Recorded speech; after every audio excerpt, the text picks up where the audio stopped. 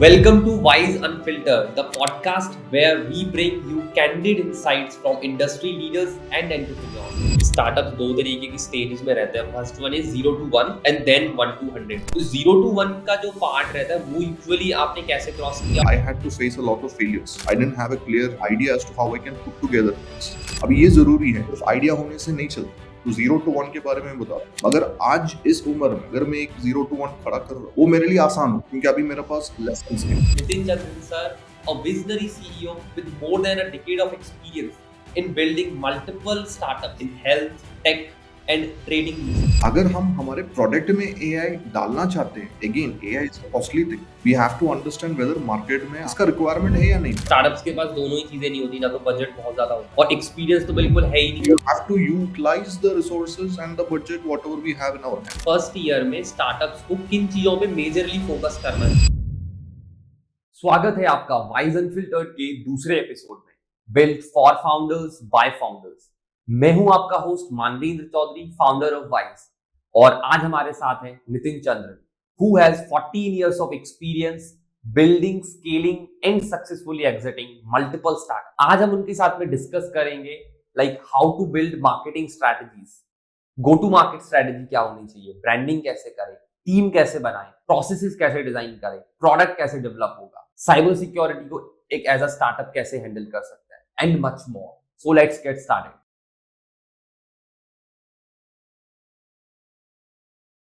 I'm excited to host Nitin Chandran sir, a visionary CEO with more than a decade of experience in building multiple startups in health, tech and trading niches. Thank you so much.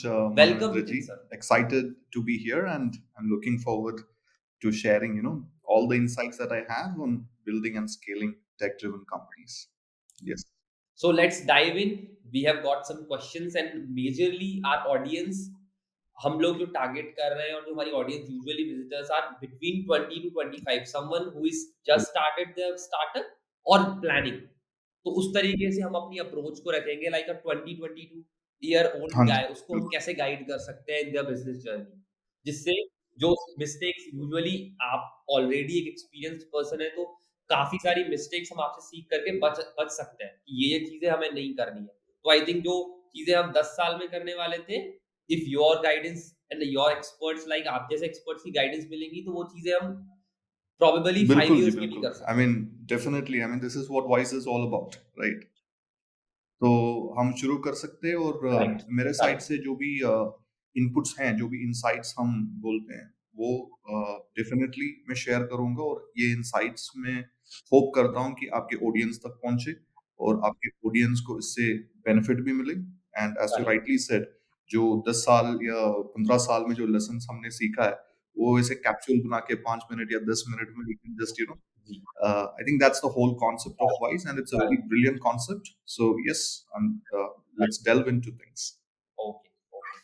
So first you would like to start from your early life, like how would you start your career and then how entrepreneurship वाला part कैसे आया and हाँ जी, currently पहले what you are जैसे doing or your recent हमारा तो startups. बात हुआ है. पहले तो मैंने आपको बताया था, मैंने एंटरप्रेन्योरशिप से शुरू किया था, राइट?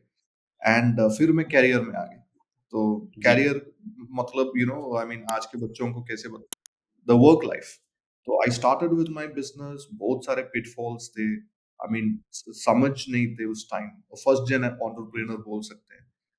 तो उस टाइम जो भी गलतियां थे उसकी वजह से फिर काम करना पड़ा. तो ये पहले करते तो ठीक होता, मगर भगवान का तरीका होता है तो मोल्ड करने का. So I think I believe that God is the best mentor that way. तो फ्रॉम देयर entrepreneurship, फिर वो failures and then career and then back to entrepreneurship again after I have learned those good lessons. And all throughout the way there have been lots of mentors. हमारे ही industry leaders जो mentors रहे हैं. And ये सब life का एक हिस्सा था. उसके बाद अभी I am back to entrepreneurship. जैसे आपने बताया, हाँ, थोड़ा बहुत टेक कंपनीज फॉर्म किया हूँ, एग्जिट भी किया हूँ. एंड अभी भी there are lots of investments on the side by. तो देखते हैं आगे भी जाने का इरादा है फुल फोर्स में. And yes, as you rightly said, ये जो लर्निंग्स हैं, ये जो हमने गैदर किया हुआ है, At this stage in my life, I wish maybe 10-15 years back, अगर कोई मेंटर होता उस टाइम या आपके प्लेटफॉर्म जैसे अगर कोई प्लेटफॉर्म होते, I could have saved at least 10 or 15 years.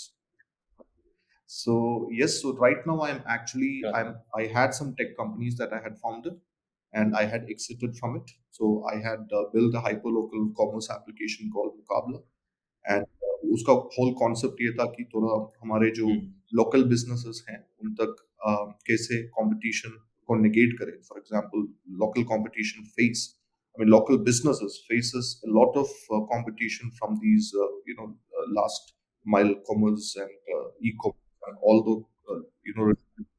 quick Correct. commerce. So Muqabla was commerce. all about that. It was designed to help these local businesses list their inventory, which can then be broadcasted to the local population or the local customers. तो वो product हमने launch किया था. उसके बाद I had accepted that. फिर I had also dabbled. हमने हमारा अपना एक ई कॉमर्स वेंचर थे, एक फूड डिलीवरी एप्लीकेशन थे. हेल्थ केयर में भी we had developed our own health care management systems. एक टेली कंसल्टेशन जो मेंटल हेल्थ ओरिएंटेड नीश थे वो भी हमने बनाया था. So those were my I would say tech products. अभी उससे बाहर आया हूँ और अभी नया वेंचर्स जो हैं mostly non tech related. So I have some interest in non-tech related. It's not just tech; it's also non-tech. For example, we are looking at export-related services, manufacturing related services. तो उसमें अभी मैं जा रही हूँ. ये जो आपकी जर्नी रही होगी, यूजुअली स्टार्टअप्स दो तरीके की स्टेजेस में रहते हैं. First one is 0 to 1 and then a next stage come 1 to 100. तो 0 to 1 का जो पार्ट रहता है वो यूजुअली आपने कैसे क्रॉस किया और एक 20 ईयर ओल्ड गाय उसको कैसे कर जैसे मैंने आपको पहले हाउ बताया थिंग्स स्टार्ट फ्रॉम मेरा लाइफ में मैंने एंटरप्रेन्योर होके शुरू किया था around the same age category that you mentioned 20 to 25. So this is the stage where as a first gen entrepreneur I had to face a lot of failures क्योंकि I didn't have a clear idea as to how I can put together things. अब ये जरूरी है, सिर्फ idea होने से नहीं चलता. तो 0 to 1 के बारे में बताता हूँ. मगर आज इस उम्र में probably in my mid 30s or early 40s अगर मैं एक 0 to 1 खड़ा कर रहा हूँ वो मेरे लिए आसान हो क्योंकि अभी मेरे पास लेसन्स हैं. तो first and foremost thing in a 0 to 1 business is having the set of understanding. इसमें तीन चीजें हैं, वो 0 to 1 हो या 1 to 0, मगर खास करके 0 to 1 में ये तीन चीजें बहुत मायने रखते हैं. एक है पीपल, दूसरा है प्रोसेस और तीसरा है प्रोडक्ट. अभी पीपल के अंदर में क्या होता है, what kind of people do we want to associate ourselves with. दूसरा, what kind of process we go with the 0 to 1 process. और तीसरा होता है प्रोडक्ट. प्रोडक्ट के अंदर प्रोडक्ट और सर्विसेज, राइट. ये दोनों चीजें हो सकती हैं. अब ये प्रोडक्ट और सर्विसेज में हमारा प्रोडक्ट क्या है, इसका एक अंडरस्टैंडिंग हमें होना चाहिए और मार्केट में इसका वैलिडेशन भी करना चाहिए. That's very important. तो अगर ये तीन चीजें हम कंसिडर करके चले तो 0 to 1 बहुत इजी होगा. प्रोसेस में फॉर एग्जांपल स्टार्टअप्स में प्रोसेस बहुत इंपॉर्टेंट है इसलिए क्योंकि we should not overburden the process. Complication नहीं होना चाहिए, प्रोसेस सिंपल रखना है. 1 to 10 में we can actually complicate the process a little. When I say complicate the process as in putting in certain operational structures.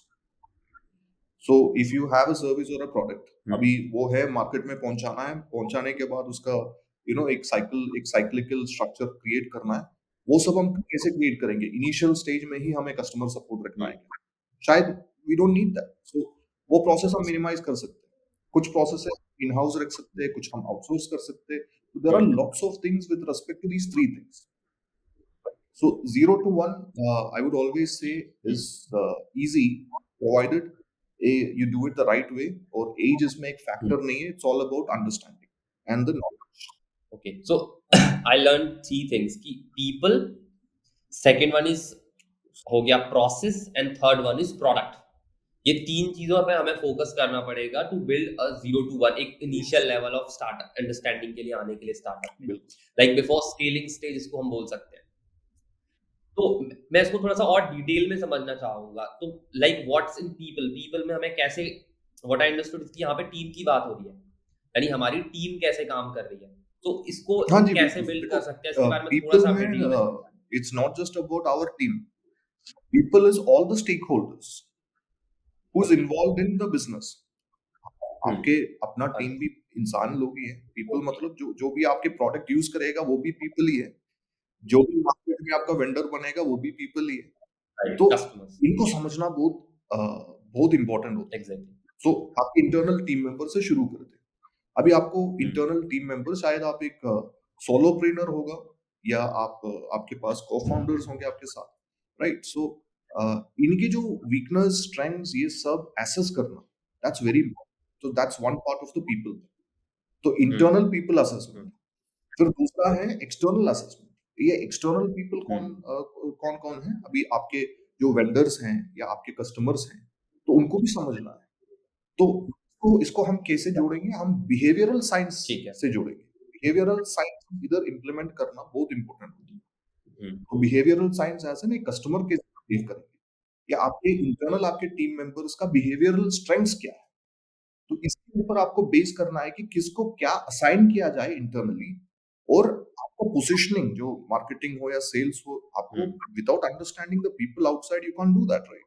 So that is also very important. So that is how the in a nutshell I'm saying how the process should be when it comes to people.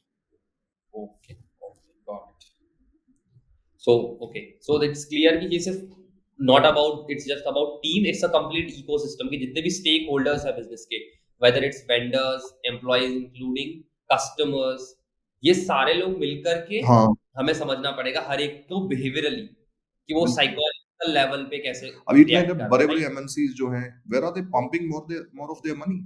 यही behavioural sciences में psychologist को hire करते हैं, HR hmm, departments के top में बिठाते हैं, क्यों? To understand people better, internally और एक्सटर्नली। उनके मार्केटिंग, आप जितने भी एमएनसीज हैं, ये बड़े-बड़े MNCs, hmm, specially tech MNCs, ये लोग साइकोलॉजी में बहुत इन्वेस्ट करते हैं, हम्म, बिहेवियरल साइंस में बहुत इन्वेस्ट करते हैं। सो दैट इज वेयर हाँ। People is important.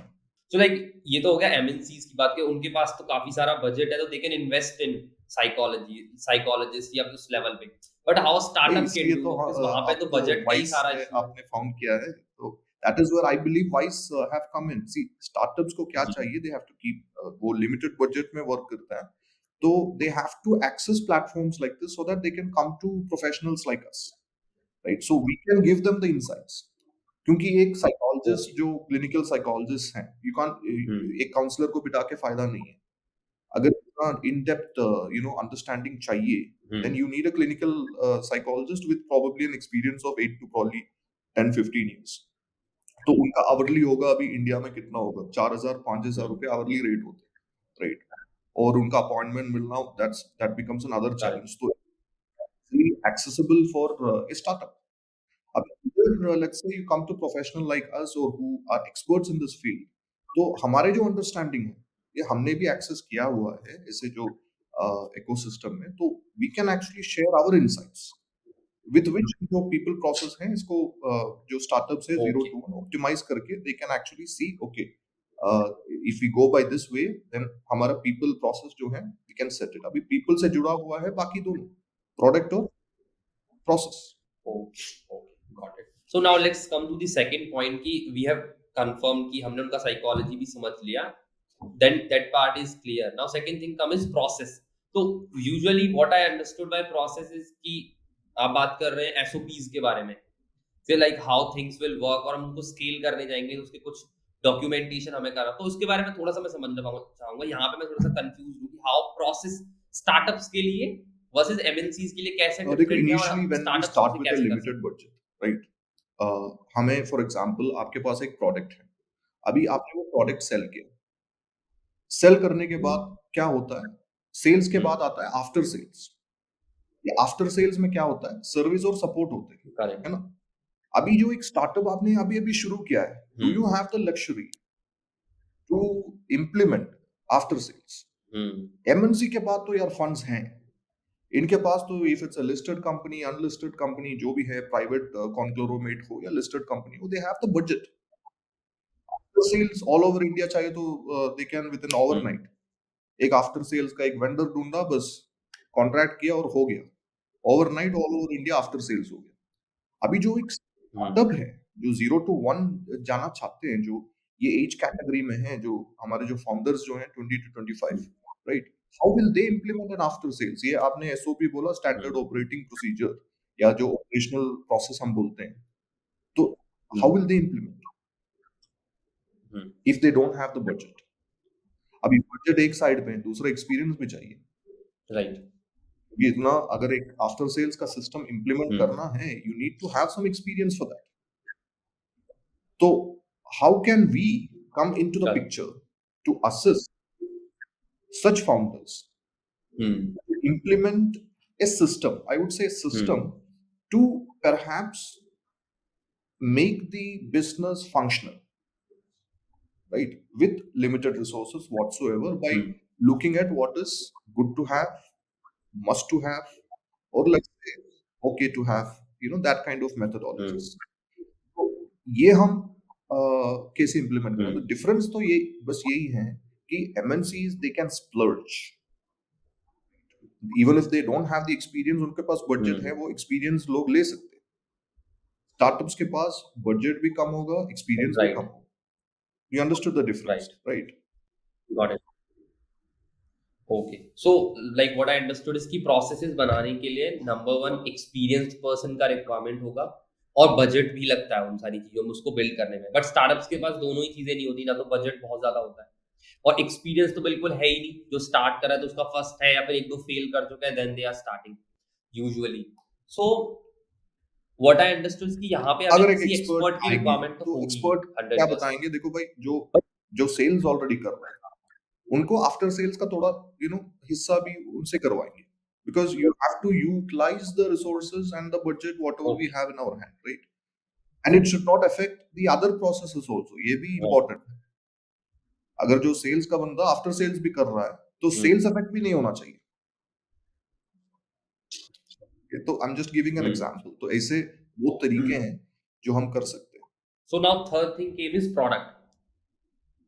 सो इसके बारे में आप और थोड़ा सा बताएं कि प्रोडक्ट लेवल पे हम इसको इनिशियली कैसे सॉर्ट आउट अगर करें एज अ आप स्टार्ट। अर्ली स्टेज स्टार्टअप्स के बारे में बात करें तो क्या होता है, प्रोडक्ट या सर्विस जो भी है वो ऑलरेडी एक आइडिया या कॉन्सेप्ट स्टेज में फाउंडर्स के पास होता है, राइट?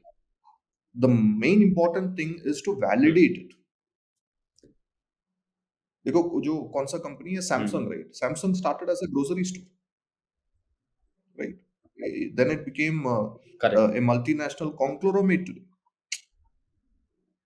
Because उन्होंने उनका जो चेंज मैनेजमेंट प्रोसेस हो या जो वैलिडेशन प्रोसेस में उन्होंने सीखा कि हाँ, हवा इस तरफ चल रहा है, तो हमें इस तरफ मोल्ड होना है।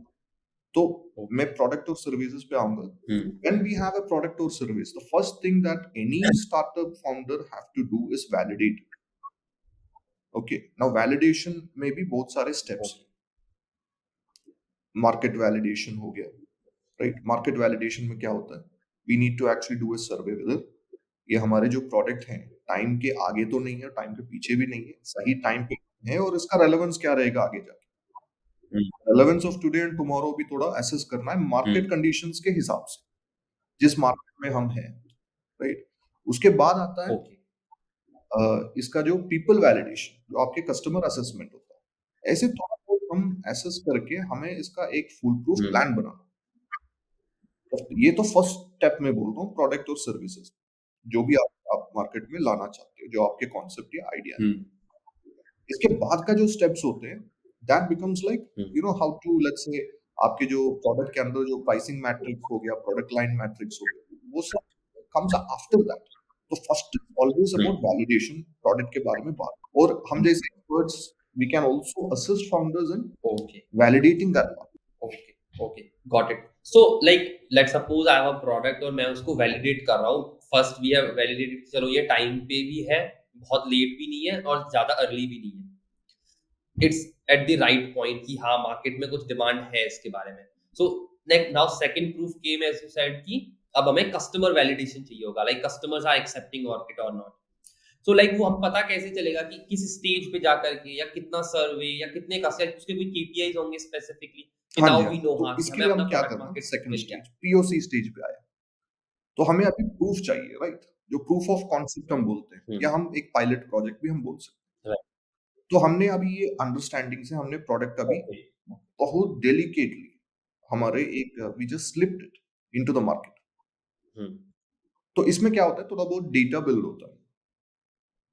अगर आपका प्रोडक्ट वर्चुअल हो तो hmm, if you are selling it on a virtual platform, थोड़ा बहुत डेटा तो आ जाते हैं थ्रू योर सेल्स और मार्केटिंग प्रोसेस। ऑफलाइन में भी थोड़ा बहुत फिजिकल डेटा आ जाता है। फिर वो डेटा के ऊपर बैठ के बात आगे हम्म, चलेंगी, राइट?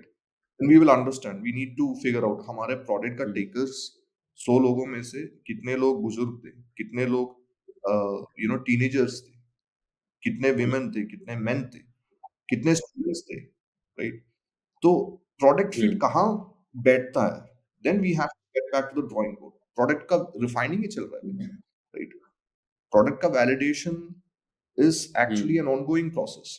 एक बार आप राइट फिट मिल गया, देन फोकस उधर हम्म, जाना चाहिए। तब तक इट्स ऑल अबाउट एक्सपेरिमेंटेशन।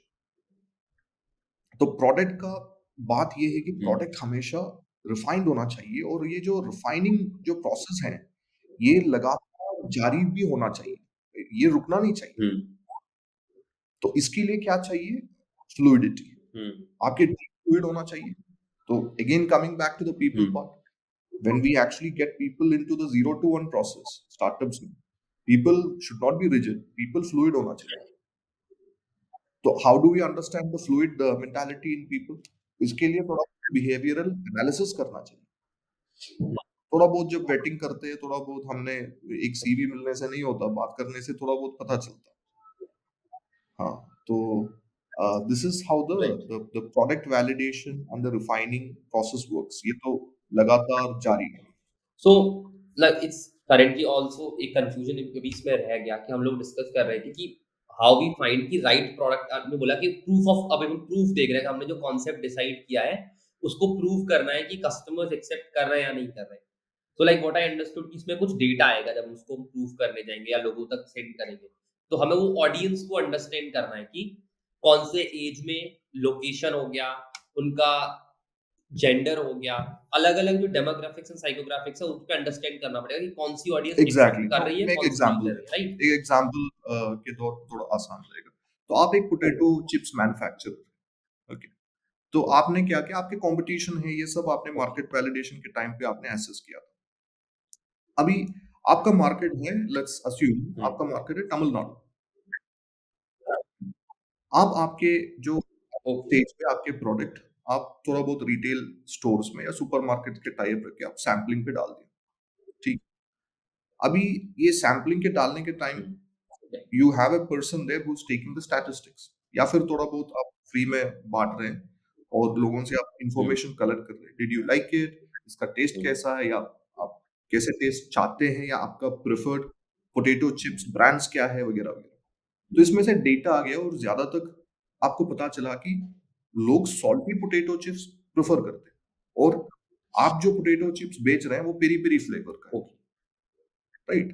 तो आपने क्या किया? आपका जो पेरी पेरी जो हुँ, आपका मैन्युफैक्चरिंग प्रोसेस है, उसको आपने कम करके 20% पे लाया, और थोड़ा नमक डाल के बाकी जो 80% आपका बैचेस हैं, हुँ, हाँ, वो आपने सॉल्टी बनाया। मार्केट में आपने फिर से आपने थोड़ा बहुत सैंपलिंग करवाया, लोगों से फिर से फीडबैक लिया आपने, तो उन्होंने बोला हाँ, अभी बहुत बढ़िया है, तो लेस से भी बेहतर।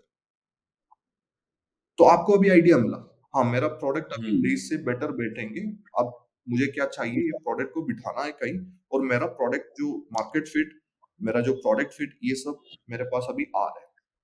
तो ऐसे ये जो वैलिडेशन प्रोसेस में हुँ, से, प्रोडक्ट वैलिडेशन फेजेस में से, you will understand where your product will fit, right?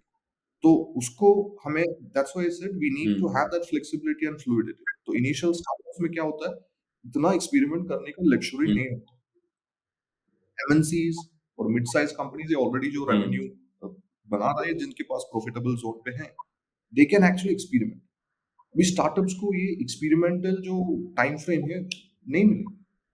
तो that is where people like us would come in and hmm, tell them, ठीक है, आपका प्रोडक्ट ऐसा है, तो आप ऐसे करके देखिए। हुँ, थोड़ा बहुत प्रोडक्ट फिट का जो कॉम्प्लेक्सिटीज जो है वो कम होगा, और प्रोबेबिलिटी बढ़ेंगे, ताकि पीपल का एक्सेप्टेंस बढ़े, right?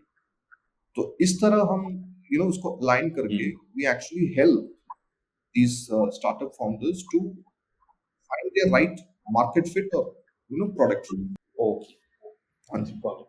Okay, now it's clear.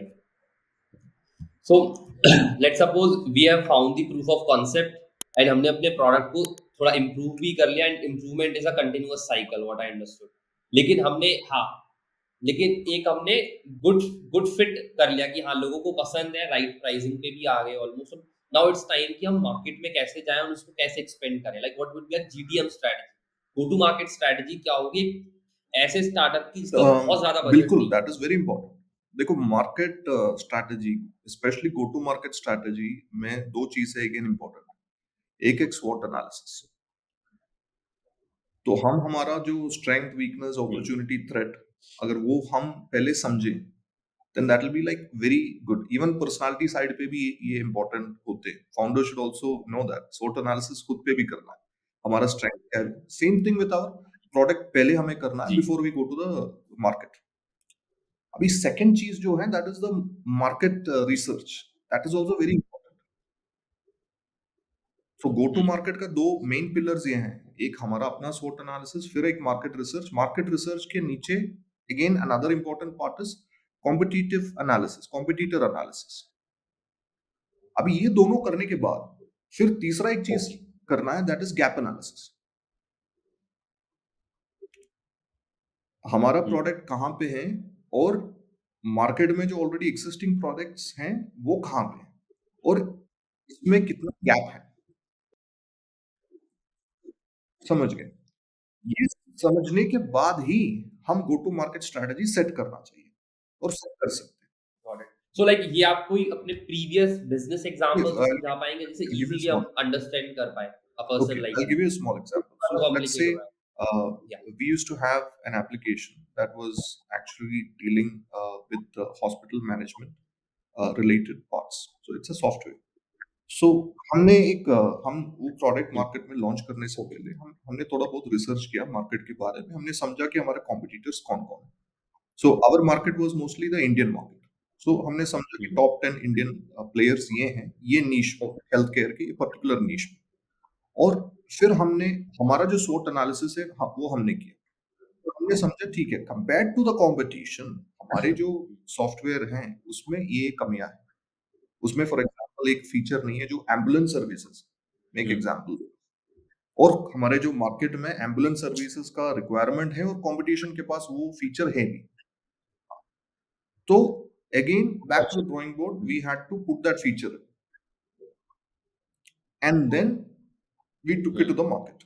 I'm just giving an example। ऐसे एक नहीं, बहुत सारे फीचर्स जो हैं, और इसमें ये भी इंपॉर्टेंट है गो टू मार्केट में कि जो फीचर कंपटीशन के पास नहीं है और वो जो अगर हमारे पास है और वो फीचर अगर मार्केट में भी रिक्वायरमेंट है, then you are at a winning position, at a winning position. Okay, it can be a okay, USP. It can be a USP, understood. So like अभी करंटली एआई इज ट्रेंडिंग, हर चीज में AI आ रहा है, big data हो गया, machine learning हो गया। तो क्या न्यू देखो, स्टार्टअप्स को भी इससे कोई हेल्प मिल सकती है? लाइक करंटली चैट जीपीटी तो हर कोई यूज कर रहा है, but other than chat GPT क्या कुछ ऐसा है जो स्टार्टअप्स को हेल्प कर सकता है? बिकॉज़ चैट जीपीटी तो हर कोई यूज कर रहा है आज के देखो टाइम में। Other than again that it और ऑल क्या-क्या डिपेंड्स ऑन है? द मार्केट जी। अभी हम स्टार्टअप्स के लिए इंटरनली हम प्रोडक्टिविटी बूस्ट करने के ओके। लिए थोड़ा बहुत टूल्स यूज कर सकते हैं, वो मार्केटिंग में हो या सेल्स में हो या हुँ, एडिटिंग में हो, जो भी है, राइट। बट अगर हम हमारे प्रोडक्ट में एआई हुँ, डालना चाहते हैं, again AI is a costly thing. We have to hmm, understand whether market में हुँ, इसका रिक्वायरमेंट है या नहीं भाई। आपका प्रोडक्ट के साथ आपने एआई डाल दिया, राइट। ओके, आपका कस्टमर को ये चीज से क्या फायदा होगा, ये पहले हमें एसेस करना है। अगर फायदा होगा तो ठीक है भाई, आप एआई अंडरस्टूड, डाल दो और 10 रुपया आप ज्यादा कस्टमर से ले लो, customer will also be happy for it. बस नाम के लिए डाल दिया तो correct. I don't think that will work out. ये मेरा थॉट प्रोसेस है। I don't know how the industry thinks about it. हाँ, ऐसा बहुत हो रहा है आजकल, हर दूसरे एप्लीकेशन अपने डिस्क्रिप्शन में लिखा है कि हम एआई यूज़ कर रहे हैं अपने प्लेटफ़ॉर्म पे। चाहे उसका रिक्वायरमेंट है या नहीं है, या उसका क्या यूज़ केस क्या है उस चीज़ का एक्चुअल में वो समझ, बट सबने एक ट्रेंडिंग वर्ड है तो वो लिख दिया है कि हाँ, एआई हम यूज़ कर रहे हैं अपने सॉफ्टवेयर में। But that's a very good point कि हमें ये भी अंडरस्टैंड करना पड़ेगा कि एक्चुअल में यूज़र्स के लिए क्या बेनिफिट है उस एआई का।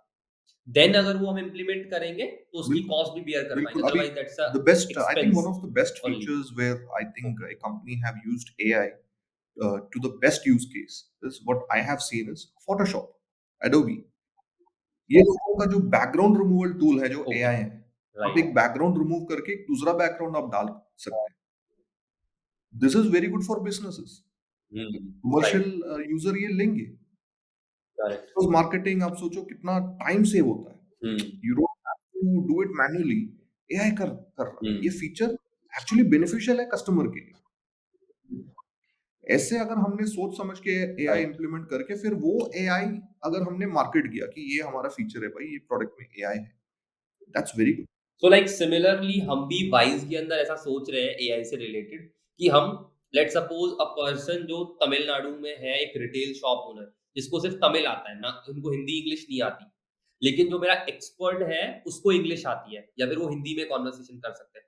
तो क्या हम एआई की मदद से इनको ऐसे कनेक्ट कर सकते हैं कि भले ही वो इंग्लिश में बात कर रहे हैं, बट उनकी लैंग्वेज ट्रांसलेट होके तमिल में जा रही है कस्टमर के पास में थ्रू एआई। अगर वो वहाँ पे तमिल में बात कर रहे हैं, तो वो कन्वर्ट होके इधर इंग्लिश में आ रही है। तो इससे एक्सपर्ट का जो गैप है, यानी उनको एक्सपर्टीज भी मिल रही है और उनकी रीजनल लैंग्वेज में भी मिल रही है। तो like can that be a useful for someone, 100% एक ये बिजनेस यूजफुल ओनर के होगा, लिए? राइट? बिकॉज ये यूज केस ऐसा है कि ये एक पेन ओके। पॉइंट को रिमूव कर रहा है। जैसे जो पेन पॉइंट आपने बताया, जो कम्युनिकेशन बैरियर है, hmm. That is the pain point. वो बैरियर को रिमूव कर रहा है। डेफिनेटली इसका प्लस साइड है। Now two things again here. Hmm. ये एआई इम्प्लीमेंटेशन क्या सस्टेनेबल होगा या नहीं, इसका एक कॉस्ट प्रोसेस होता है, राइट? ओके। क्या आप आपके जो राइट। टोटल ऑपरेशनल कॉस्ट या आपके जो सेलिंग पॉइंट्स हैं वाइज में, उसमें ये आप अकोमोडेट कर सकते हैं या आपके कस्टमर जो है वो ये अब्सॉर्ब कर सकते हैं, वो भी है, क्योंकि everything comes with a cost when we do it. तो यू नो राइट। आइडिया तो बहुत बढ़िया है, like I love it because AI can push the boundaries, okay. But can the customer, दो चीज, कस्टमर राइट। को अच्छा है मैंने मान लिया, मगर is the customer willing to pay 2 rupees extra for this technology, या फिर ओके। आप okay, got it. Okay. So वो वही एक्सपेंसेस को बियर करने के लिए क्या वो हाँ, अगर हम आप एडिशनल अमाउंट भी अगर चार्ज आप कर रहे हैं एड क्या ऑन उसकी वजह से? सर्विस दे रहा है वो कि भी देखना पड़ेगा। आप कोई किसी से भी बात कर सकते हैं, हमारा एआई है जो ऑटो ट्रांसलेट करेंगे और ये फीचर के लिए हम $2 एक्स्ट्रा चार्ज करें। तो again back to the point, hmm. इसका वैलिडेशन करना पड़ेगा। Okay, so now next thing came कि एज अ स्टार्टअप ओनर और अ सीईओ और सीएक्सओ किसी भी कंपनी के, हाउ दे स्ट्रेटेजिकली थिंक, उससे हम क्या सीख सकते हैं कि वो डिसीजन मेकिंग कैसे करते हैं, एंड वो डिसीजन मेकिंग अप्रोच से हम क्या सीख सकते हैं एज अ स्टार्टअप फाउंडर जब हम अपने देखो, स्टार्टअप में डिसीजंस ले रहे हैं? Decision making is one of the hardest thing to do. वो बिजनेस में हो, स्टार्टअप्स में हो, I mean doesn't matter where, even in your personal life decision making is a very hard process. अभी डिसीजन मेकिंग में क्या है कि you need hmm. To have a very high level of critical thinking skills. This is very, very important. Okay, can you please repeat? I just So can you I need a please can you very please high repeat what level kind of of skills? critical thinking skills. So critical thinking is Okay, about, like, critical let's say, thinking skills. being open to new concepts or ideas and willing to change our Hmm. existing perceptions if there is a backing that, or let's say a considerable amount of data that shows like this new process is going to be beneficial for our own business products. So ऐसे critical thinking होना, that is the first thing, right? For any startup founder or decision makers for that Hmm. sense.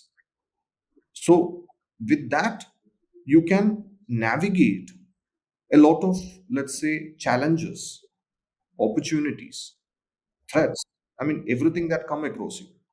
So Hmm. now let's say how you actually get about with this decision making process. Now there is अभी industry में एक commonly used word है, data driven decisions. आज के ज़माने में data बहुत Hmm. मायने रखते हैं, Right. Mainly for decision making. तो आप मार्केटिंग में डिसीजन ले रहे हो, सेल्स में डिसीजन ले रहे हो, टेक में डिसीजन ले रहे हो, तो आप मोस्ट डेटा के ऊपर ही आपके डिसीजन बेस करेंगे, राइट? तो फॉर एग्जांपल आपका मार्केटिंग डेटा आपको ये बता रहा है कि ये रीजन में इतना, so so data driven decision is what is happening today.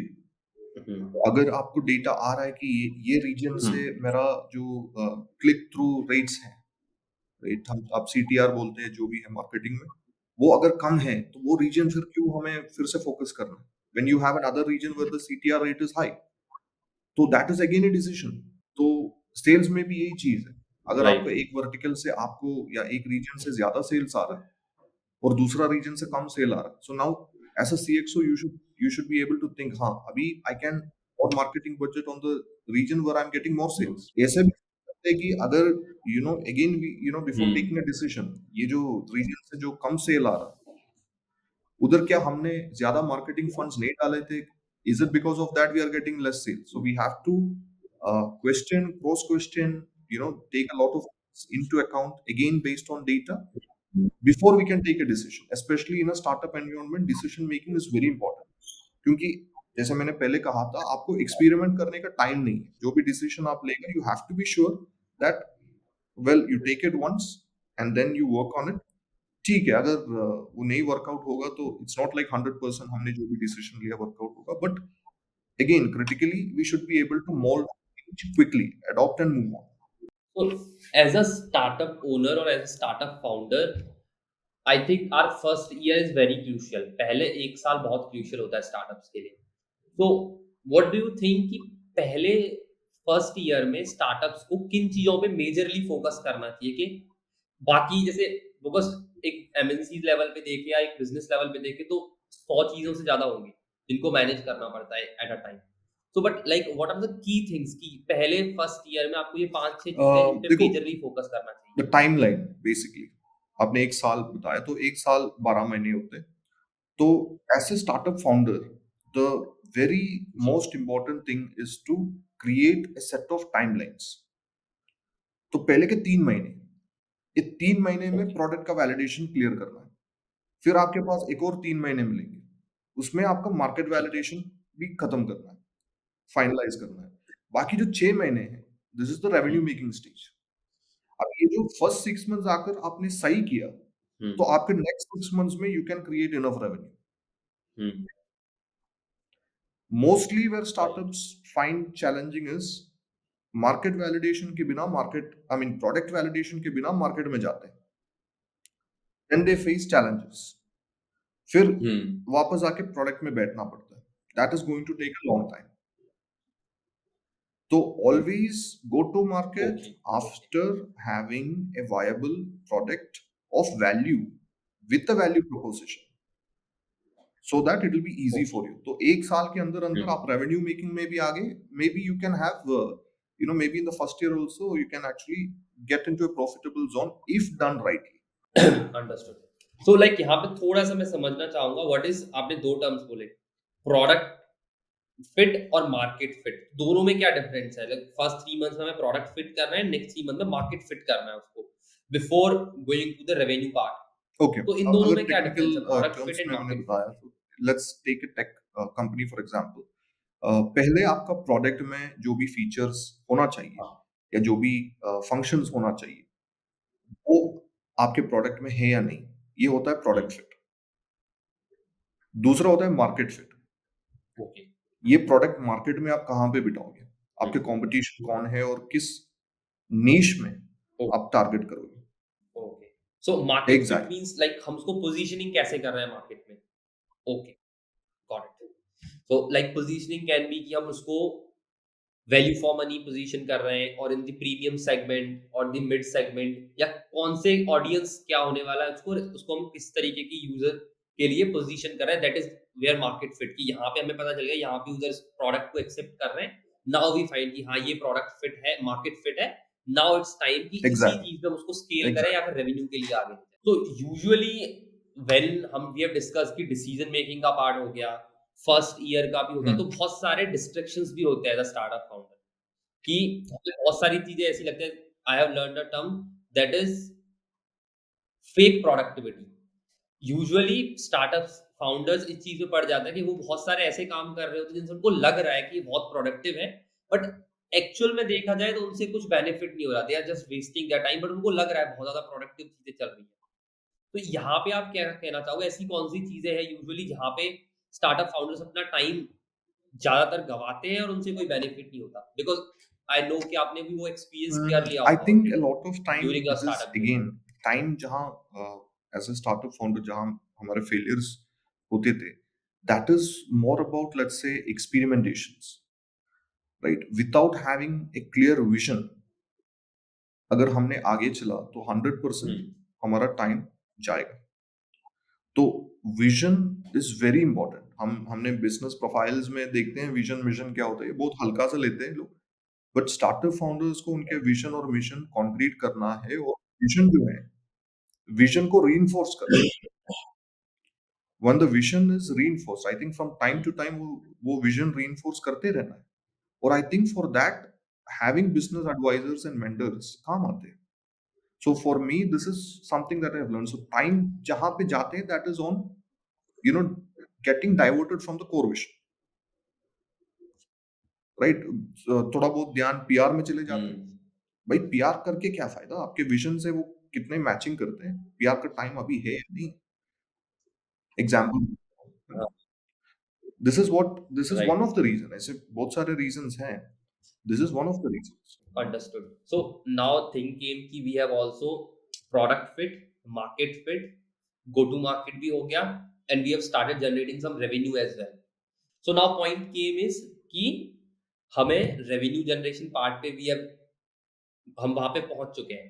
तो नाउ थिंक गेम की बहुत सारे एक ये कॉमन प्रॉब्लम रहती है या फिर एक कॉमन डिस्कशन पॉइंट रहता है स्टार्टअप्स में।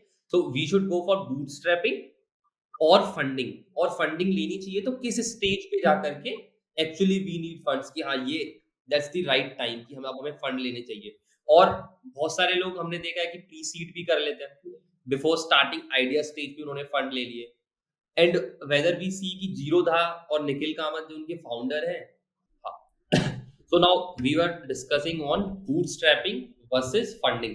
तो बहुत सारे स्टार्टअप्स हम देखते हैं जो आइडिया स्टेज भी फंडिंग ले लिया कि इन्होंने 1 सीआर और 10 सीआर का फंडिंग उठा लिया, now they are building their product. अब वो प्रोडक्ट बिल्ड करेंगे, देन मार्केट फिट करेंगे, देन रेवेन्यू करेंगे, एंड देन लॉस करेंगे काफी सारे सालों तक।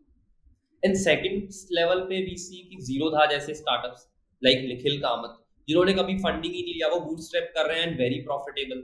या फिर फंडिंग लेते भी है स्टार्टअप्स तो दे आर सीइंग कि 1-2 साल बाद दिया, या फिर जब उन्होंने सारी चीजें फिट कर ली। तो like what's the right point for a startup, और ओके, वो कैसे पता देखो लगे कि नाउ वी नीड स्टार्टअप्स दो तरीके के होते हैं मेरे हिसाब से। एक जो है हाईली स्केलेबल है, और एक जो है niche targeted, right? Now when we look at okay, bootstrapping a highly scalable business, it is not going to be practical, क्योंकि अगर आप Amazon के साथ ई कॉमर्स या Amazon मार्केट में है और आप एक ई कॉमर्स फर्म स्टार्ट कर रहे हैं और आपका कॉम्पिटिटर है Amazon, yes you might have some USPs with you, और वो यूएसपीज ही शायद आप Amazon जैसे बड़े बिजनेस को डिसरप्ट करने के लिए मदद करेंगे। मगर उसके लिए बूटस्ट्रैप ना, you are looking at a competitor who जी, has billions of dollars in research.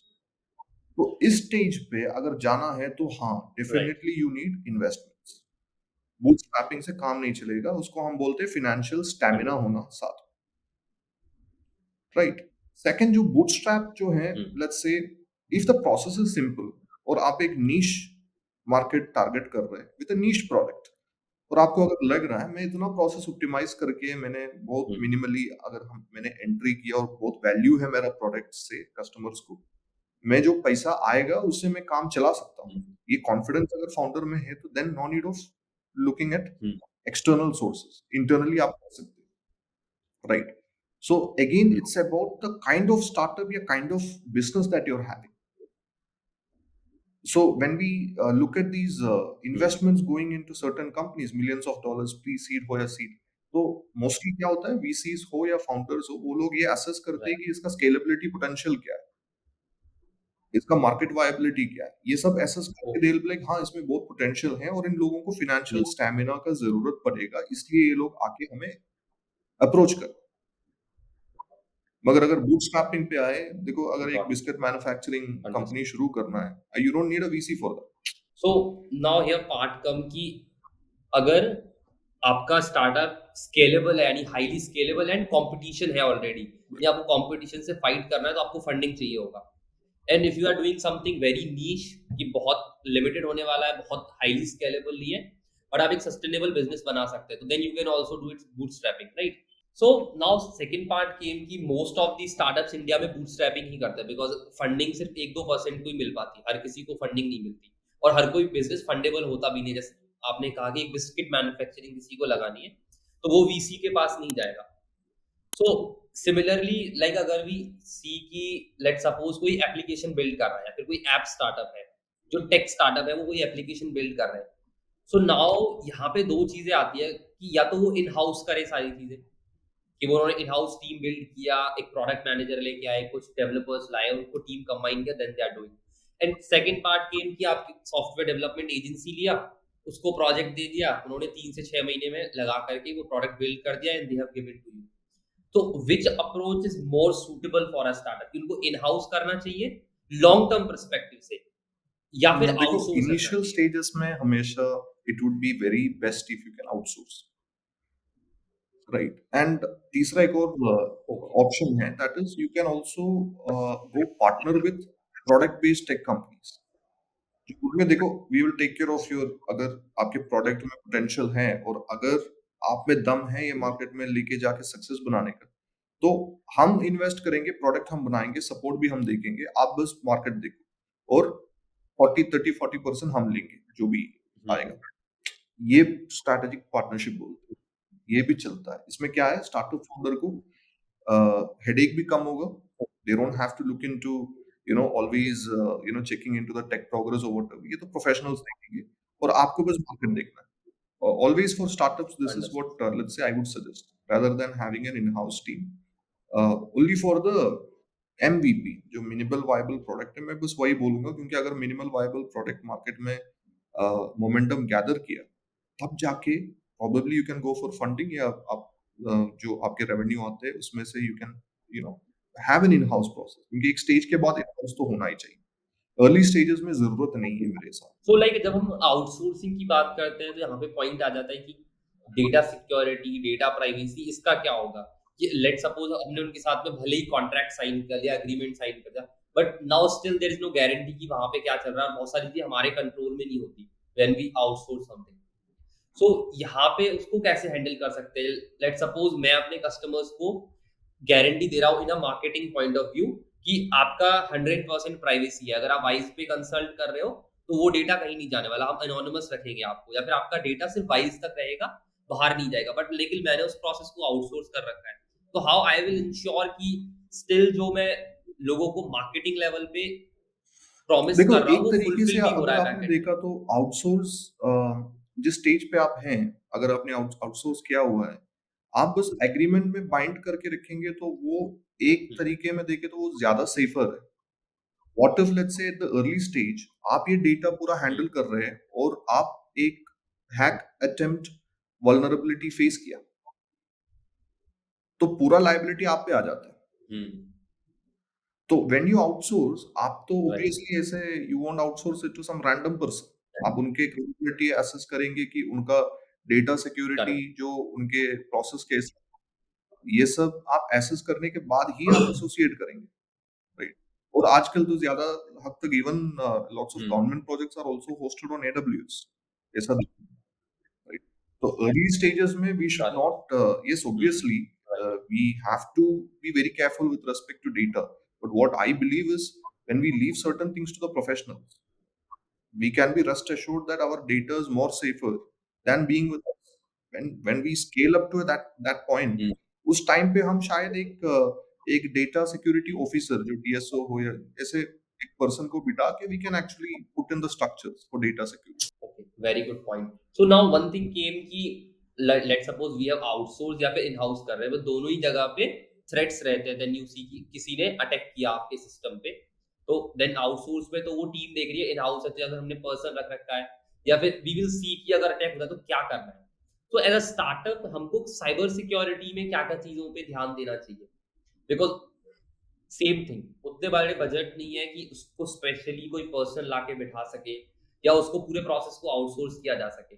We have to सी कि क्या बेसिक चीजों पे हमें ध्यान देना है कि ये ऑलमोस्ट ये जिससे आपको फर्स्ट 80% ऑफ डाउन सॉल्व हो जाए। All, if it's a tech company, जहां भी आपने आपका होस्टिंग किया हुआ है या आपका डेटाबेसेस जहां भी सिक्योर है, उनके पास already add on firewall systems होंगे, जो सुपर सिक्योर है। So AWS हो या Azure हो, GCP हो, अपने आप, these are the top 3 I would say, you know. तो इनके साथ ऑलरेडी वो जो फायरवॉल सिस्टम्स होते हैं, right. So that is one part. Second part is जो आप अपने टीम मेंबर्स को पहले समझाना, बाय अननेसेसरी लिंक्स पे क्लिक मत करो, ये that is three part. Third part, जितने भी कंपनी एसेट्स हैं, मोबाइल फोन से लेके टैबलेट्स, लैपटॉप्स, सिस्टम्स, वो सब कंपनी अकाउंट में ही रखें और उसमें फालतू का सॉफ्टवेयर डाउनलोड ना करें। बस let's say only run certain approved systems, और जहां भी आपको रिस्ट्रिक्शंस करना है वो सब रिस्ट्रिक्ट करके just keep it only for the company purposes. एक हद तक you can actually avoid such things. और फिर यू नो 2-3 डॉक्यूमेंटेशंस हमेशा, जैसे महीने में एक बार कम से कम एक एक्सटर्नल डेटा सिक्योरिटी या साइबर सिक्योरिटी टीम से एक ऑडिट करवा। We don't need an internal auditor. जैसे एक बाहर के एक ऑडिटर को पकड़ो, अ, जैसे कंपनीज हैं जो साइबर सिक्योरिटी, पेनिट्रेशन टेस्टिंग, ऐसे बहुत सारे जो सर्विसेज देते हैं, वो उतना एक्सपेंसिव नहीं होगा। उनसे एक महीने में एक बार ऑडिट करो और पूरा उनसे इंसिडेंट रिपोर्टिंग सिस्टम से लेके जो आपके रूट कॉज एनालिसिस या जो भी है वो सब उनका रिपोर्टिंग्स महीने में एक बार लेते रहे। तो I think this will be very viable for ठीक है। Small startups. Understood. So now like mostly we have covered the product side कि हमने एक अच्छा प्रोडक्ट बिल्ड कर लिया and also it's product fit.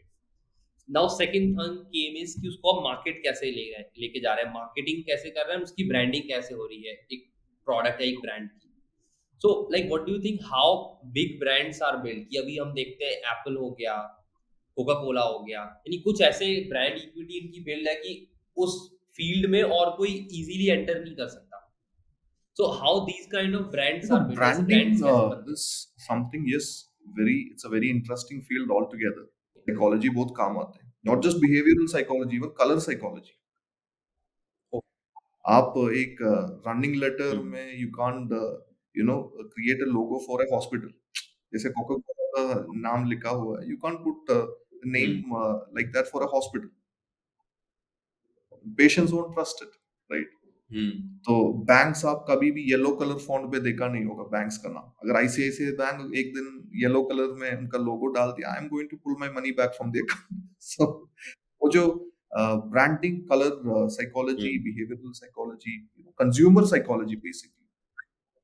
So I would say branding is more about psychology, you know, and positioning a brand depending on what the okay. brand represent is very important. So, for example, there is a philosophy behind every brand.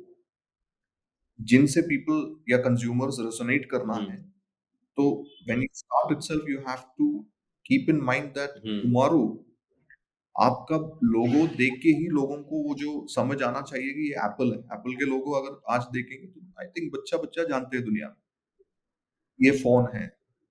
तो that is what I think right. Branding is all about. Hmm. Being the core of a company and positioning in people's mind right. using certain creative assets कि भाई ये हम हैं। For example Reliance, अगर हमने रिलायंस का नाम सुनते ही हमारा माइंड में क्या आएगा? पेट्रोल, रिफाइनरी, ये वो।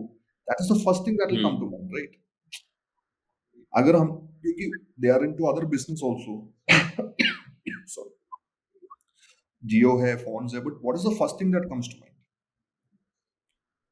That is the branding they have done, the brand positioning they have done. Tata नाम सुनेंगे तो obviously they are into trust. So how do trust. we build that? And how do we use the right creative elements? Hmm. And how do we take it to the market with a story? तो यहाँ story telling का भी, branding में story telling is also very important. Okay. Okay, got it. So now let's take this from a startup perspective कि एक startup उसे कैसे implement कर सकते हैं, या कि इसके कोई आप जैसे 3-4 पॉइंट्स में बता पाएँ कि उसको ऐसे-ऐसे इम्प्लीमेंट किया जा सकता है, और like how you have implemented in past कि उसको हम कैसे एक ब्रांड बना सकते हैं। फर्स्ट पॉइंट आई अंडरस्टूड कि स्टोरी टेलिंग का बहुत बड़ा इंपॉर्टेंट रोल है कि ब्रांड्स एक स्टोरी से कनेक्ट करता है यूज़र, और एक्चुअल में जेन ज़ी का तो आजकल ये भी है कि वो स्टोरी, और जिस पे कोई लेट्स सपोज जैसे भी एक इको फ्रेंडली का बहुत ज़्यादा चल रहा है, जो इको फ्रेंडली प्रोडक्ट्स होते हैं उनसे बहुत ज़्यादा लोग रिलेट करते हैं। तो अगर कोई स्टोरी है या फिर उससे कोई एक्चुअल में बेनिफिट हो रहा है सोसाइटी के लिए, तो ऐसी चीज़ों से काफ़ी ज़्यादा कनेक्ट करते हैं, उसको भी एज़ अ स्टोरी यूज़ करते हैं। तो एक तो हो गया स्टोरी टेलिंग, देखो और क्या मैं क्या स्टेप्स पॉइंट्स हो में सकते बता हैं जिनको स्टार्टअप्स सकता यूज कर सकते हूँ, let make it very simple. मैं 3 स्टेप्स बताता हैं? हूँ। हाँ। फर्स्ट स्टेप जो है, वो है आपका जो फिलॉसफी क्या है? What does your product stand for? Right?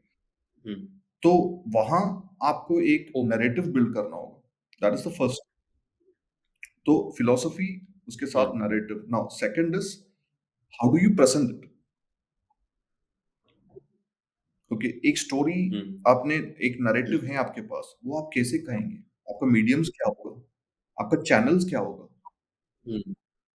Depending on that, depending on step hmm. 1 and 2, फिर थर्ड स्टेप आपका क्रिएटिव एलिमेंट्स क्या होगा? आप कौन-सा कलर आप प्रेफ़र करेंगे?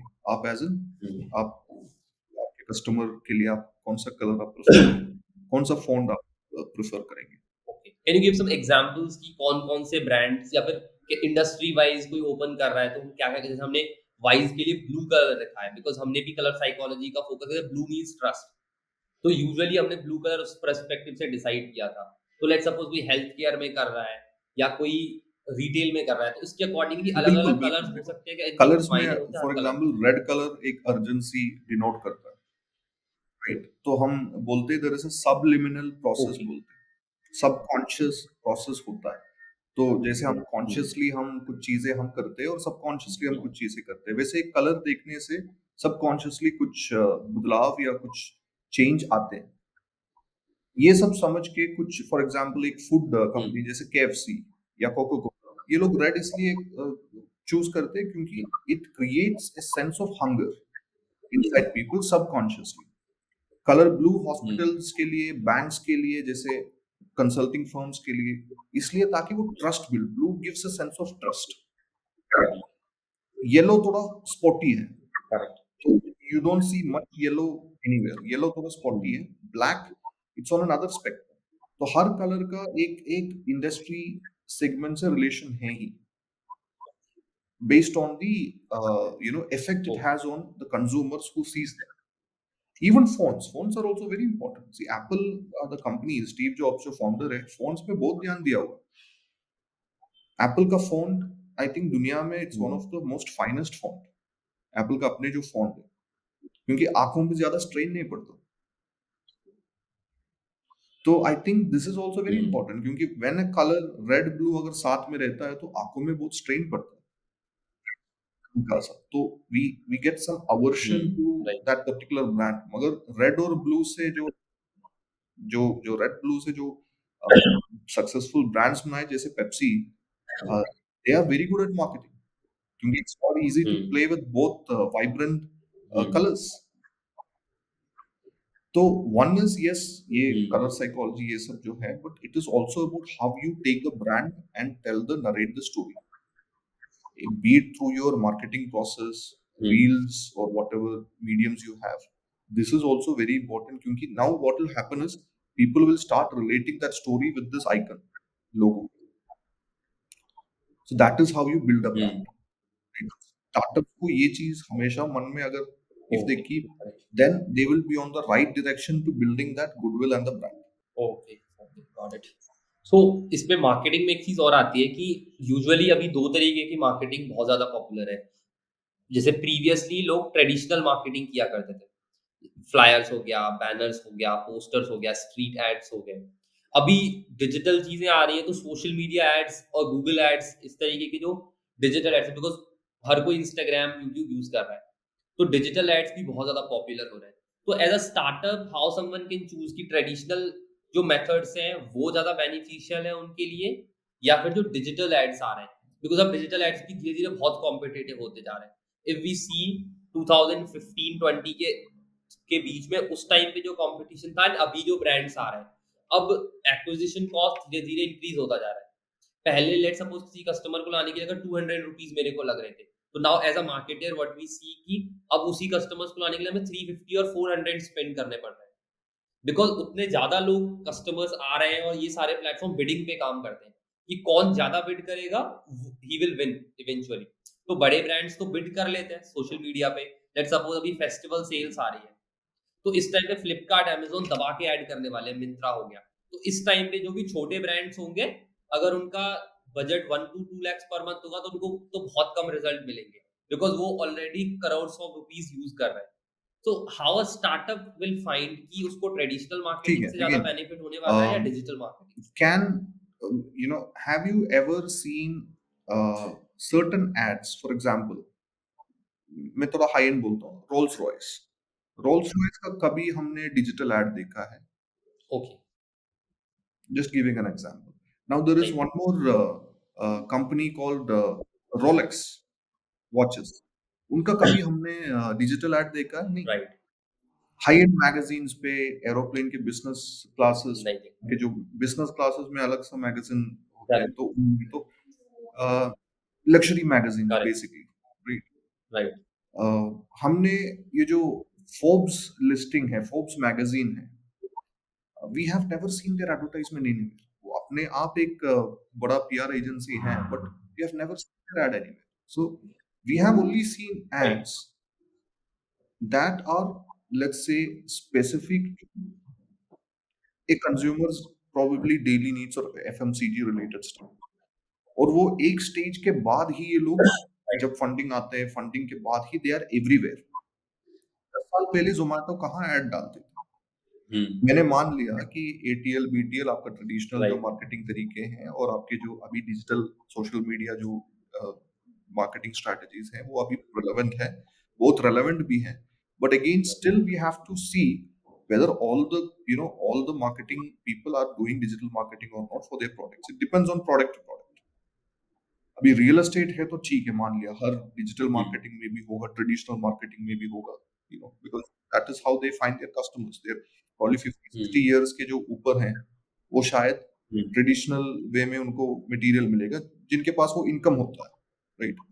Real estate investments, but they won't actually do much on social media, TikTok वगैरह, क्योंकि उनका 15 टू 20 या 25 इयर्स ओल्ड के जो ग्रुप हैं, they are not the income group. Investment real estate में वो नहीं करने वाले।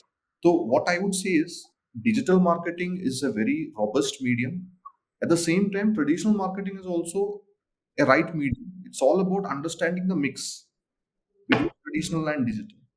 तो आपके पास आपके प्रोडक्ट क्या है, आपके कस्टमर्स क्या है, where do they spend most of their time, ये सब अंडरस्टैंड करने के बाद ही we should be able to decide upon the right promotional mediums. Understood.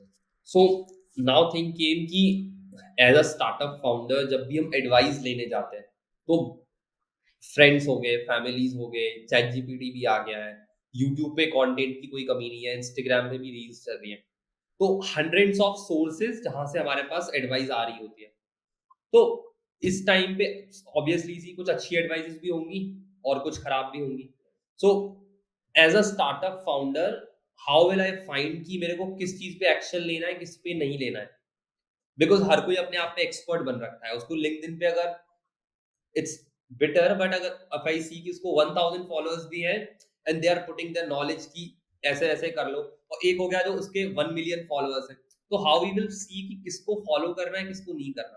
देखो, क्योंकि वेरी एडवाइस का सिंपल बहुत सारे एग्जांपल, मैं तो सोर्सेज आते हेल्थ केयर जाते में हैं। था, तो I can tell you very small thing. अगर हमें सिरदर्द आया, तो हम, फॉर एग्जांपल, अगर हमने गूगल कर दिया, I am having a headache, इसका रीजन क्या हो सकता है? यार गूगल पे इतना 200 रिजल्ट्स या 300 रिजल्ट्स हमें दिखाएंगे, जिसमें कैंसर भी हो सकता है, ये जो आर्थराइटिस भी हो सकता है, कोरोनरी इश्यूज भी हो सकता है। राइट। तो अगर मान के चला कि अगर हमें इसमें से सब देख के हाँ सही है यार, ये तो मुझे कोरोना है या फिर मुझे कैंसर है, तो वही सिचुएशन इधर आता है। देखो, डेटा ओवरलोड, डेटा हमेशा, इंफॉर्मेशन जो है वो हमें हर जगह से मिलते हैं, मगर इसको प्रोसेस करने के लिए एक तैयारी या एक प्रिपरेशन भी चाहिए। So as I said, there is no room for experimentation. तो I would always suggest that yes, you can gather information from all these social media, or all these sources that are out there, but information से insight gather करना, इसके लिए you need either एक inherent training which happens when you are a second generation entrepreneur। आपके family houses से आपको मिलते आते होंगे, और हर कोई तो अनंत अंबानी या आकाश अंबानी जैसे नहीं होते। तो उनके लिए जो इनसाइट्स बिल्ड करना है, उसके लिए थोड़ा बहुत स्ट्रैटेजिक इनसाइट्स या strategic knowledge So I think it's always better to go through somebody who is a professional who has been there, who knows कि भाई आप टेंशन मत लो, ये कैंसर नहीं है, तो खाली हेडेक है, क्रोसिन खाओ, हो जाएगा। इट्स राइट पॉइंट कि कुछ भी हो अगर गूगल पे डाला तो वो कैंसर बता देगा हर मोस्ट ऑफ द केसेस में। और वो हमारे सर्च पे भी डिपेंड करता है। अगर मैंने उसको नेगेटिव साइड से सर्च किया, तो वो नेगेटिव दिखाएगा। पॉजिटिव साइड से सर्च किया, तो वो पॉजिटिव ही बता देगा उसी चीज़ पे। तो 2 यूज़र अभी आप अलग-अलग सर्च सोचो कर अगर रहे हैं, चैट दोनों को जीपीटी पे अलग-अलग डाल आंसर दिया, मिल रहा है। तो गूगल कम से कम 100 रिजल्ट्स दिखाएंगे। अगर चैट जीपीटी पे डाल दिया, चैट जीपीटी आपको कैंसर ही है, व्हाट्स द डिफरेंस? तो सो लाइक इसमें भी कोई आप 2-3 पॉइंट्स बताना चाहेंगे कि like these kind of advices जो अब आउटडेटेड हो चुकी है, इनको तो बिल्कुल फॉलो नहीं करना चाहिए? या फिर जो पहले लग रहा था कि नहीं ये तो बहुत ज़्यादा वैल्यूएबल एडवाइस है, लेकिन बाद में पता चला इसकी तो अब करंट में कोई इट इज गुड रेलेवेंसी नहीं फॉर रह गई है? से देखो कुछ चीजें काम करता है, ऐसा नहीं कि doesn't work out. For example if I am a researcher, मैं एक रिसर्चर, मैं पीएचडी कर रहा हूँ, मुझे हुँ, जितना इन्फॉर्मेशन मिले उतना अच्छा है। I can use it on my thesis और व्हाटएवर, जी, even if I am actually, because my right. game is always about researching and experimentation, right? But अगर हेल्थ के बारे में बात करें, then definitely we are not going to go with this random information या scattered information. तो relevance हुँ, जो है, but then people are also, they have come to realize that हुँ, इतना data overload जब होता है, they are not able to get to the crux of the matter. तो जो लोग जो ट्रेनिंग लेता है, people who are trained to actually distil इतना हुँ, डेटा जो है डिस्टिल करके जो इंफॉर्मेशन इससे लेके देंगे, जैसे हम बोलते हैं अमृत, जो या फिर लेट्स से क्रिस्टलाइज्ड हनी जो भी है, हुँ, तो that is where I think the new generation या जो भी है शुड बी हेडिंग टू। तो I agree that everything is easy अगर हुँ, हमने बस गूगल किया या चैट जीपीटी किया, but then again the question is it for you? ये तो 100 लोगों को ये सेम चीजें हुँ, दिखाएंगे। Okay, understood. हाँ, सो नाउ थिंकिंग कि पर्सनलाइज़्ड है या नहीं है? यानी स्पेसिफिकली इट्स टारगेटेड हमारी प्रॉब्लम को लेके या वो तो जेनेरिक फ्यूचर मेडिसिन है, विल सब बी पे मोर काम नीश करेगा? ओरिएंटेड। अभी इसलिए आप देख सकते हैं कि नीश प्रोडक्ट्स, फॉर एग्जांपल कॉस्मेटिक्स में अभी मामा अर्थ को मिंत्रा से राइट, ज्यादा फंडिंग मिले। Example, you can take another Yoga Bar, correct. सिर्फ एक ही product it got acquired for 500 crores, hmm, just one product, just one market niche. Hmm, So slowly बदलाव इस तरफ आ रहा है, क्योंकि पॉपुलेशन है, कंज्यूमर बिहेवियर ओके, के गॉट हिसाब से सब चीज के लिए मार्केट है। सो एग्रीगेटर्स का जो रोल है वो हुँ, मैं देख रहा हूँ फ्यूचर में जाके थोड़ा बहुत कम होगा, हुँ, when people start to realize that हाँ यार मुझे हुँ, I just want this. Why I'm saying is because लोगों का माइंडसेट भी हुँ, चेंज हो रहा है, एंड लोग जाके they are being more about hmm, themselves. अगर आप 30-50 साल पहले आपने देखा है तो जॉइंट फैमिली सिस्टम्स होते थे, एक सबको साथ लेके चलते थे। अगर एक बंदे ने पैराचूट ऑयल लिया तो वो घर में पूरा जी। यूज करते थे, या एक कुटी कोरा का पाउडर होते थे वो सब यूज करते थे। राइट, अभी दैट्स नॉट द सिचुएशन। कुटी कोरा करेक्ट, सबका अलग अलग चॉइसेस हो गए। राइट, सब पे अलग-अलग आइटम्स आते हैं। So we have covered the product, we have covered the marketing. Now our last section is hiring. कि as a startup, how we should build our initial team. Initial team members हमारे कैसे होने चाहिए? तो उनको हम कैसे लेकर के आए with in budget, because budget that same thing, budget बहुत ज़्यादा नहीं है। उस इनिशियल टीम को हम कैसे हायर करें? ऐसे लोग जो लॉन्ग टर्म तक सस्टेन भी करें, बिकॉज़ स्टार्टअप्स की क्या, अभी तो एमएनसी सबकी प्रॉब्लम है, रिटेंशन और iteration rate is very high low. तो लोग आ रहे हैं 3 महीने बाद ही उनको बदलना पड़ रहा है। तो और स्टार्टअप तो उसको बेयर भी नहीं कर सकते अगर वो 3 महीने रखे और उसको दोबारा से हायरिंग में जाना पड़ा। लेट्स सपोज़ कोई प्रोडक्ट बिल्ड करने लग गए वो अपना और उनका डेवलपर ही छोड़ के चला गया 2 महीने बाद। अब वो 1 महीने में तो डेवलपर लेके आए नया, तो उसमें तो उनका बहुत ज़्यादा लॉस हो जाएगा। तो Yeah, उससे this वो is a very startups very कैसे बच because सकते हैं again इस हायरिंग everything is वाली चीज़ people oriented. तो it's a very sensitive area, और इसको बहुत डेलिकेटली हैंडल करना भी चाहिए। और हुँ, इसमें मेरा समझ ये है कि इनिशियली जो स्टार्टअप्स हैं they should not actually jump into conclusions with people, right? बहुत तरीके हैं, you can associate with people hmm, either on some payroll mechanisms, salary base पे हो या हाफ इक्विटी हाफ सैलरी या फुल इक्विटी या ESOP जो भी है फ्यूचर में जाके. But the ultimate thing is having people with you. 3-4 bad एसेस जो हैं for any startup to be successful, there should be people who are more crazier than you are and who know how to, let's say, be there for you no matter what. कोई egoistic नहीं, कुछ नहीं, बस people who are just pure passion के साथ आपके vision को match करके आपके साथ होके more stronger than family में बोलूँ, who can actually get from this to that, from 0 to 1. I would say 0 to 1 में ये बहुत important, right? And इसमें you have to be very transparent also. Hiring process हो, then obviously 0 to 1 में a lot of people just come in just to get some experience. ज़्यादा तक आपको freshers मिलेंगे. या फिर जो लोग आते हैं वो Right. maybe they are just coming to fill their time until they find a new opportunity or whatever.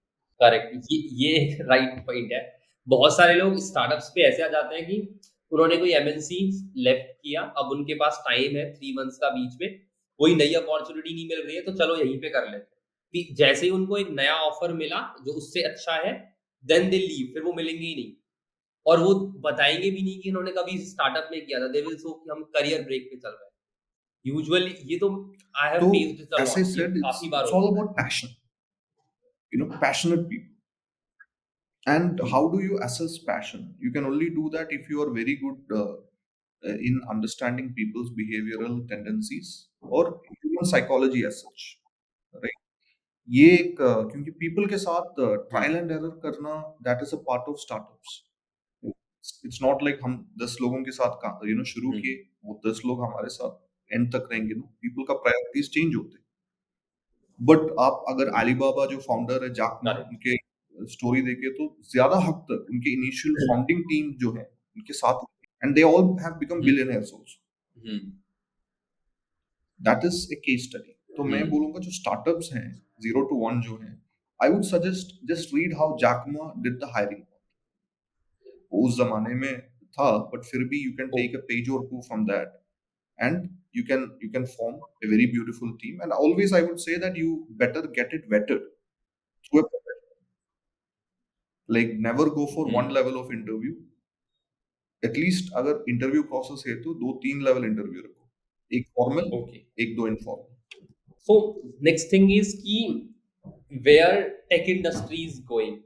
अभी हमने डिस्कस कर लिया मार्केटिंग, एचआर भी हो गया, प्रोडक्ट भी हो गया, एंड हम बात कर रहे हैं यूजुअली बिकॉज अभी what we see is most of the startups जो अभी आ रहे हैं that is tech niche, because tech बहुत तेजी से इवॉल्व कर रहा है, एआई भी आ रहा है.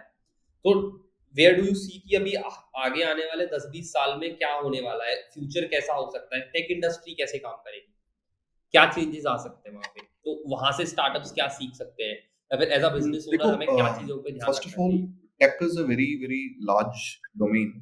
It's not just about softwares, but you have a lot of hardwares and related processes. Even energy sector is involved in tech. ये टेक जो कंपनीज अगर काम करना है तो इनको इलेक्ट्रिसिटी चाहिए, तो पावर ग्रिड भी इन्वॉल्व है. तो tech is a very it's a very big ecosystem. और the way I see it evolving is mainly on these new inventions that is coming in. अभी आप देखो तो 3 नैनो माइक्रो का चिप्स आ रहा है, राइट? तो नैनोमीटर्स, तो उससे भी छोटे वाले 2 होगा, फिर 0.5, ऐसे ऐसे चिप्स तो छोटे होते रहेंगे एंड उसका एफिशिएंसी भी बढ़ता जाएगा. और कैपेसिटी जो है, I am talking about tech capacity building, correct. तो it can accommodate a lot of processors. अभी आप एनवीडिया का ग्राफिक प्रोसेसर्स ही ले लो, these are like very powerful machines that are coming इन.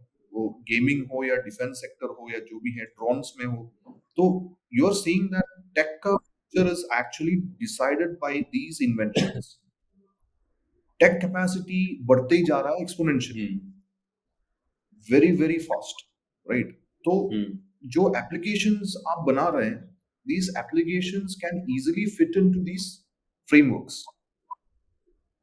ये जो लोग फाउंडेशनल फ्लो बोलते हैं, इस पे एलएलएम बिठाते हैं, भाई ये चीज जो है, ये आगे जाके it will actually just keep increasing to a faster pace. तो यूज जो टेक जो एंटरप्रेन्योर्स है, they should think about use cases that are radically impossible, I would say, in today's perspective. आज हम सोच के we will be like अरे यार ये तो नहीं होने वाला, but that is where they have to think, because in 5 years they can make it happen. So I would say tech entrepreneurs have to, there are two ways mostly जो लोग करते हैं, जो अमेरिका में लोग ऑलरेडी ट्राइड एंड टेस्टेड चीजें किया है, वो इधर आके रेप्लिकेट करके रीमॉडल करके सेल कर सकते हैं. That is one way of doing it. Second way is to bring something new, cutting, right, जो आप दुनिया में लेके जा सकते हैं. क्योंकि I think being in India right now you have that opportunity, you have that sort of support system, जो आपके रिसर्च में हो या आपके जर्नी में आपको असिस्ट कर सकते हैं. एंड देन रेडिकली, जैसे यार हॉटमेल अपना बंदे ने ही शुरू किया था, फिर माइक्रोसॉफ्ट एक्वायर किया था. I would say he is a really good entrepreneur, Sameer Bhatia, right. तो he is a really good entrepreneur. ऐसे बहुत सारे लोग हैं जो हमारे टेक एंटरप्रेन्योर्स का रोल मॉडल्स होना चाहिए, and they have to think well in advance, 5 साल 10 साल. क्योंकि टेक में I see that yes, not just AI but a lot of other capacity building processes are going to come in. So almost we are at the end, हम इसको close करने वाले हैं. तो लास्ट थिंग इज कि as a founder बहुत ज़्यादा work होता है, तो स्ट्रेस भी आता है साथ में, और मोस्ट ऑफ द टाइम चीज़ें काम नहीं करती. अगर मैं 10 चीज़ें ट्राई करूँगा तो उसमें से 1 या 2 काम करेंगी, 8 is going to be failure. So वहाँ पे बहुत ज़्यादा स्ट्रेस एंड बर्नआउट होता है. तो how do we handle that, और how do you have handle that? आपने उसको कैसे हैंडल किया, and startup founder See, someone first of all, 20-25 don't years को take कैसे things to हैंडल कर heart. सकते हैं? वो एज में ना, don't take it to heart. बस it's more like playing a video game. एक गेमिफाइड अप्रोच लेना चाहिए. जैसे अगर आप वीडियो गेम खेलते हैं तो क्या होता है, कभी-कभी बोट आपको हरा देते हैं, फिर आप रीस्टार्ट करते हैं, है ना? यू डोंट एक्चुअली, एक बार आप कंसोल ऑफ किया करेक्ट. है जो भी है, फिर आप उसके बारे में सोचते नहीं. तो you should not take this personally. You should have a gamified approach, right. और तैयारी होना चाहिए वार फूटिंग में. पहले क्या होता था, गेमिंग मेथड, जैसे लोग बिजनेस करते थे लाइक ए गेम, आपके हेल्थी कंपटीशन होता था. आजकल वार फूटिंग पे चलता है कॉर्पोरेट लाइफ, जो भी है. तो माइंडसेट होना चाहिए गेमर का. This can help a lot of people in getting rid of that stress. तो क्या होगा, it's okay, it's a part of the process, right. And second, war footing पे तैयारी, स्टेइंग ऑलवेज प्रिपेयर्ड. सो अगर ये दोनों के बीच में वो बैलेंस मिला, देन स्ट्रेस नहीं होगा. So young people can actually avoid getting, because I started getting my gray hairs when I was 22 years old, because there was वो mindset बताने के लिए कोई नहीं था, हमने सीखा. So like how do you see कि as a mentor or as a consultant, what's the role for a startup founder? Let's suppose एक प्लेटफॉर्म जो as a wise, हम जो प्लेटफॉर्म बिल्ड कर रहे हैं और a similar प्लेटफॉर्म, उनको कैसे हेल्प कर सकता है एक स्टार्टअप फाउंडर को, In every and why is aspect, it I necessary would say. nowadays? आपने बताया people, so Wise can actually help startup founders in finding the right people, right? That is one. Second हो गया, we Right. discussed about product के validation. तो Wise can help startup Correct. founders in validating the product. Wise मतलब Wise के जो system है, जो professionals Wise में हैं, they can really help with that. Now आपने स्ट्रेस बताया, डायरेक्शन, समटाइम्स क्या होता है, एमलेस हो जाते हैं, बर्नआउट होते हैं बहुत सारे. तो वाइज में आके आप एडवाइस कोचेस हैं who can bring you back to the game. अब घोड़ा से भागने की जरूरत नहीं है, वापस Right. घोड़ा में आके you can face your opponents. तो उसके wise can be there. Then हो गया द प्रोसेस. Okay. हाँ, जैसे कभी-कभी क्या होता है, Process. मार्केटिंग हो या सेल्स हो या आफ्टर सेल्स हो, प्री सेल्स हो, जो भी है, उसमें अगर कोई confusion, it's not just for startup founders. देखो, जो प्रोफेशनल लोग हैं, even they can actually access the services of vice. So I think हाँ जी. let's sum it up. हमने काफी सारे डिस्कशंस किए, and thanks for your valuable time. बहुत कुछ सीखा हमने, बहुत सारी चीजें डिस्कस की, and I am 100% sure that these things going to help startup founders और someone who is like me just starting things. वो कुछ चीजें कर रहे हैं तो इससे एक बहुत आइडिया लगता है कि चीजों को कैसे हमें आगे परस्यू करना है. सो Thank you, Nitin ji. Thank you for joining us.